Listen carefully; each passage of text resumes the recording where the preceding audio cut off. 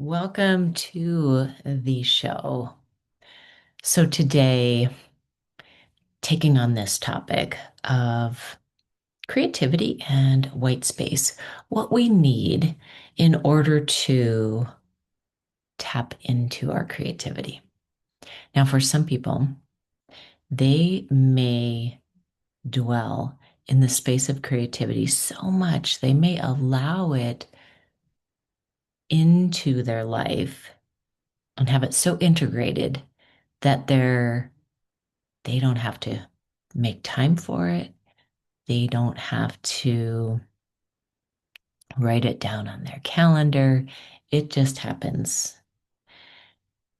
And for the rest of us, creativity may need to be scheduled.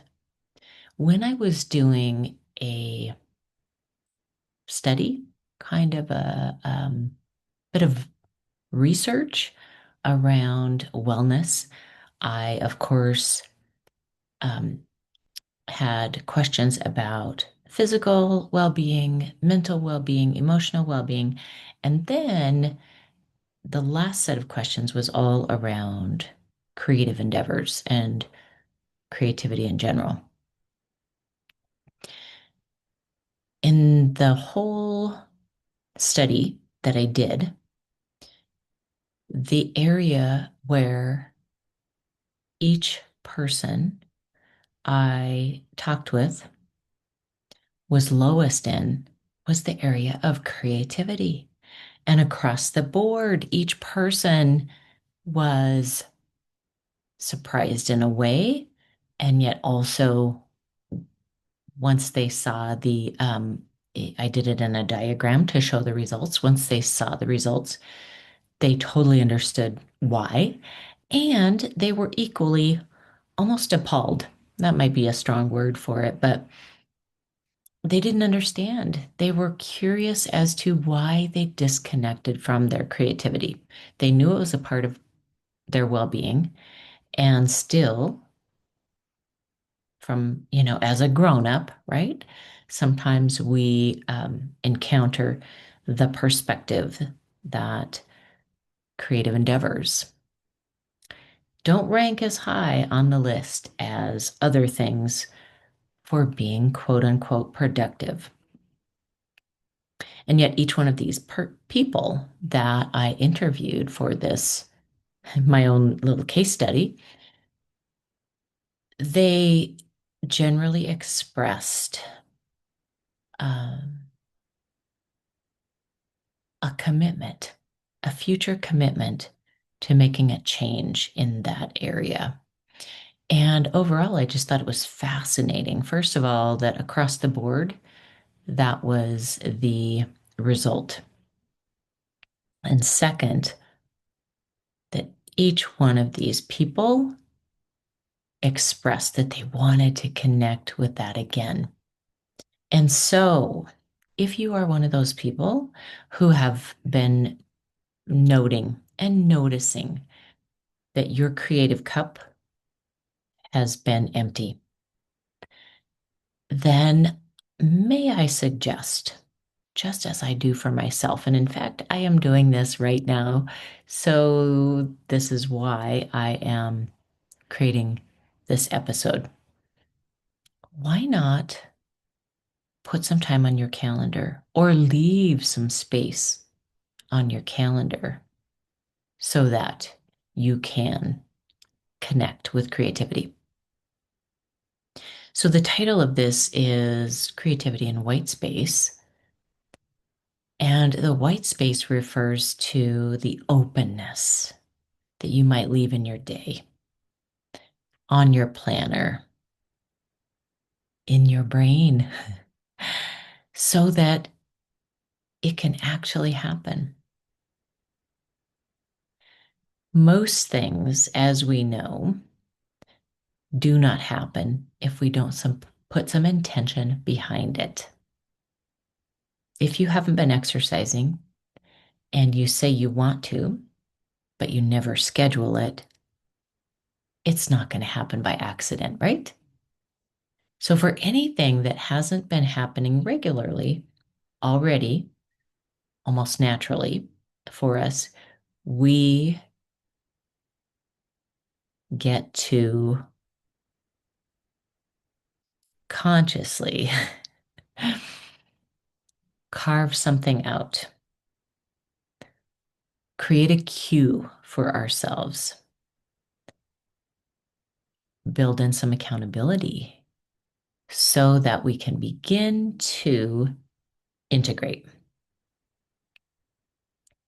So, if this is of interest to you at all, my friend, I would take a look at your planner, your calendar, however you do it, on paper, on the computer, whatever works for you, building it in and then honoring it and then celebrating it. So we know psychologically that there is an order to how things happen and then how we sustain new habits. And it is similar to what I just described. Actually knowing that it's a priority for you and feeling a sense of commitment within you. Then taking it to the next step, making it more tangible, writing it down. When will you do it? How will you do it? Where will you do it? And then next step, honoring that. Build in the accountability if you need it. I am one of those people that knows with most things, accountability is helpful. Now, I even count my dogs as accountability because they get me outside walking. So I was just going to say that I didn't need accountability for taking my dogs for a walk, but my dogs are my accountability. So even that, something that I do every day, there is built-in accountability for that. And then the next step, which is often overlooked but so important, is to celebrate. Acknowledge that you did it, celebrate that you did it. I often tell my clients, to reach their hands over their heads in kind of a victory pose to send the signal through the body, which then also activates the brain and all the chemicals that success, yay, we did it. And then it's more likely to happen again.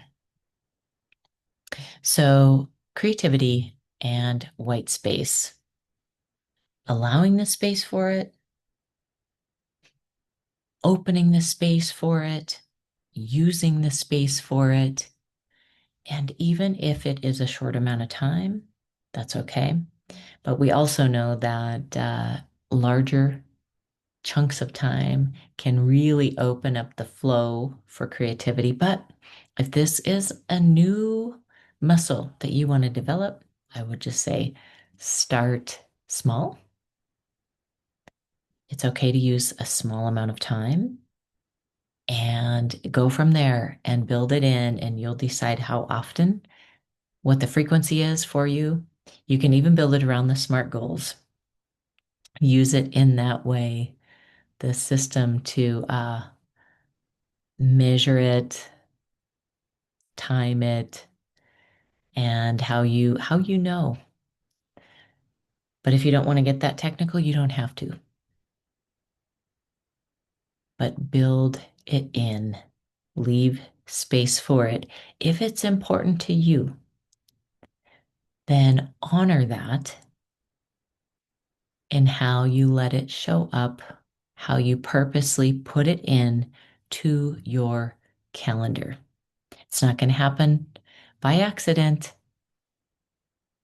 especially if it's something you want to keep going strong and sustain. But even if it's just something you want to try out, that's another way that you could look at this. I love the experiment mentality. You could tell yourself, hey, for 7 days, I'm just going to check this out. I'm going to check out this creativity thing and see what I think. I'm not going to take anyone else's word for it. I'm going to do my own little experiment. And then you just set up your experiment. How often you're going to do it, how you are going to quantify, qualify, whatever it is that you want to take note of, and then go from there.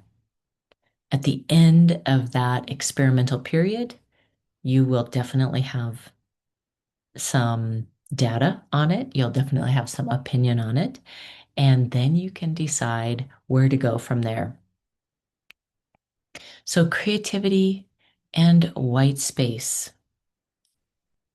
Hope that you have enjoyed this short show today, but that it may show up in your life in a way that has creative impact.